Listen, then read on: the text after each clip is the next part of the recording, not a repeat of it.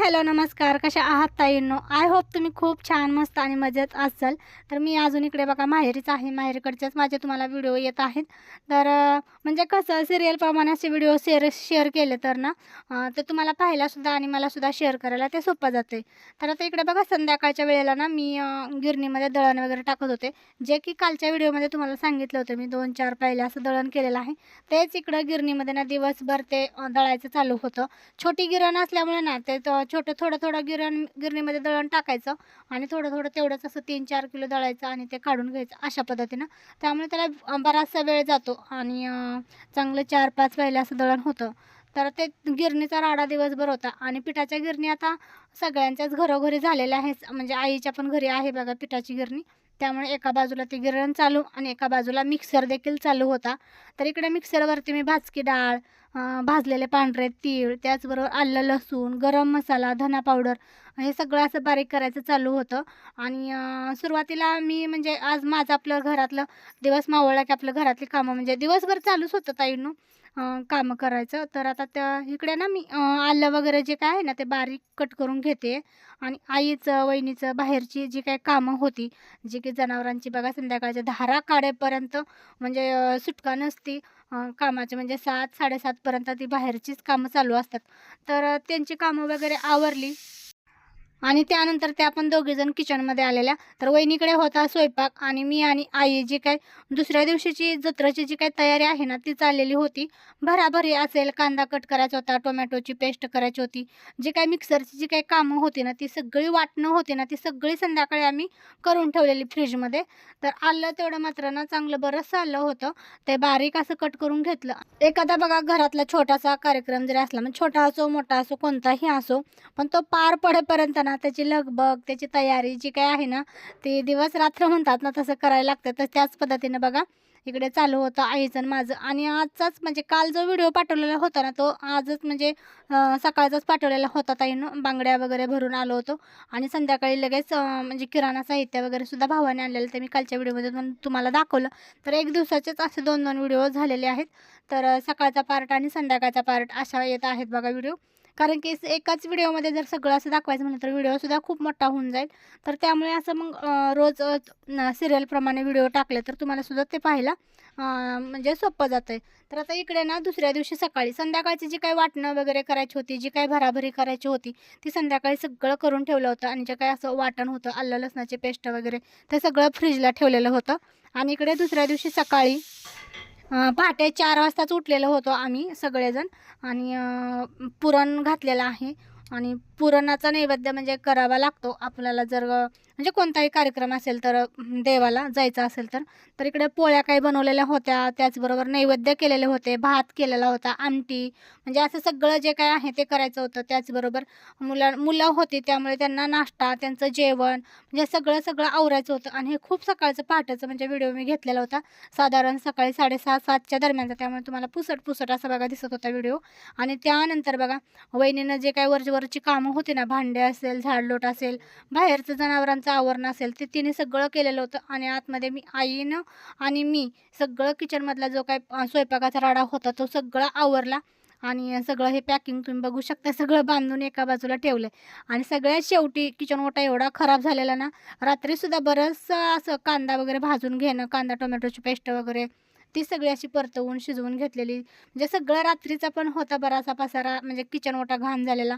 आणि सकाळी पण आम्ही खूप सारा स्वयंपाक केलेला. ते सगळं असं किचन ओटा सगळा धुवून घेतला, स्वच्छ पुसून घेतला. आणि त्यानंतर आईनं इकडं तोपर्यंत बघा जे काही आपली ताटं, पातेली, तांबे जे काही भांडेसुद्धा आपल्याला तिकडे देवापाशी लागतात, ती काय भराभरी होती, ती इकडं करायला घेतलेली आहे. हे राहायला नको, ते राहायला नको, नाहीतर नाही का हे काय आणलं नाही, काय वस्तू एखादी मिळाली नाही, तर लगेच मग घरातल्या मालकिनीवर किंवा एखाद्या म्हणजे नाही का लगेच येतं, हे आणलं नाही, ते आणलं नाही, हे कुठे आहे, ते कुठे आहे. त्यामुळे ना आईला खूप मोठं म्हणजे टेन्शन होतं. हे राहायला नको, ते राहायला नको. ती सगळं म्हणजे असं माझी मदत घेऊन ती सगळं करत होती. आणि चला आम्ही दोघीजण इकडे ना सगळे भांडं, कुंडं जे काय आहे ते सगळं भरायचं चालू होतं. चांगलं बरंचसं 2 असे ठिके जे काय दिसतात ना असे पांढरे, तर ते भरून झाले. आणि माझा आतलं किचन ओटा तर चालूच होता आवरायचा.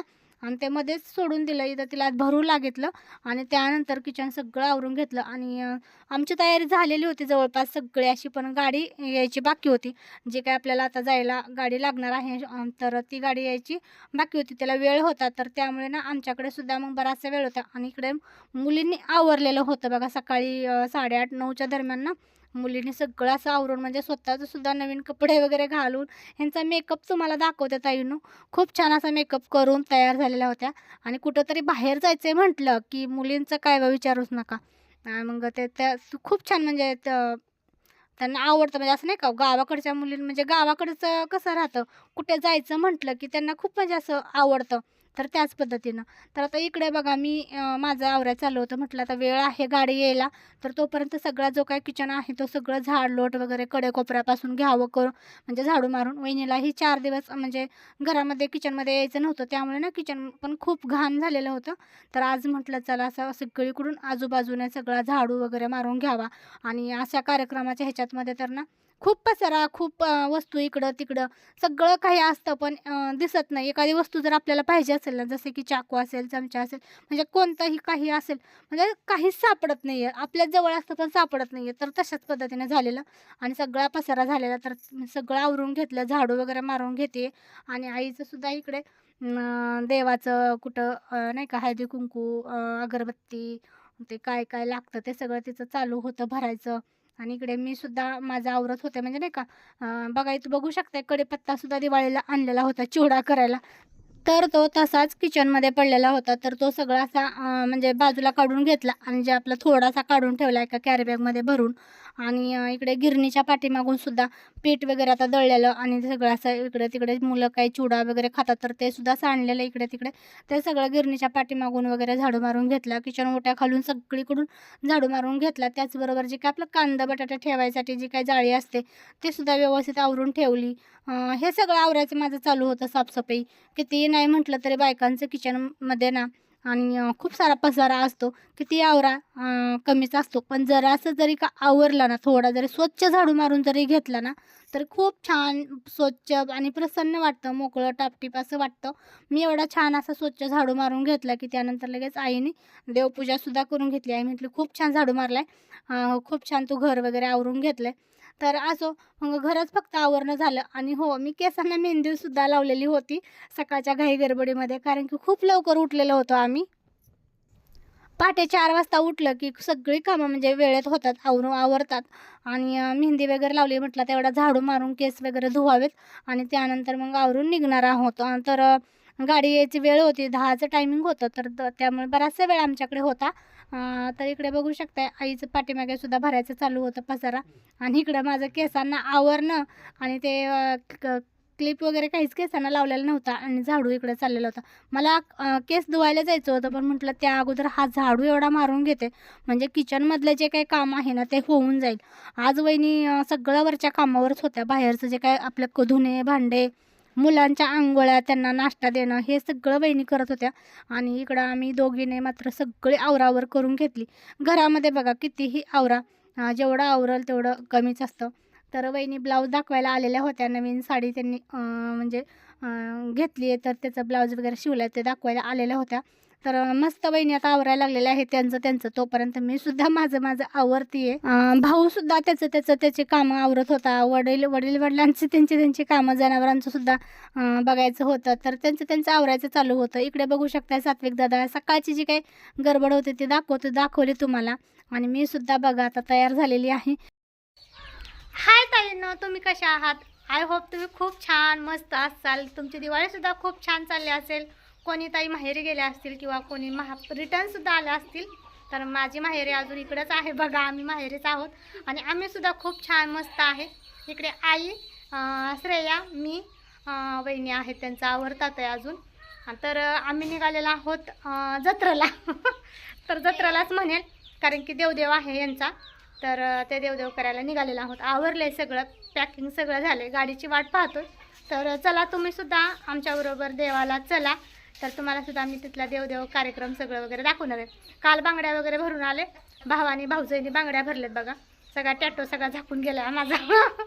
तर असं ही साडी घातली आहे आईने, ही दिवाळीला ज्या दिवशी दिलेली होती भाऊबीजेला, तर ती घातली आहे. तर चला असो, बाय, नंतर भेटू आपण. आई कशी दिसते सांगा ताईंनो मला.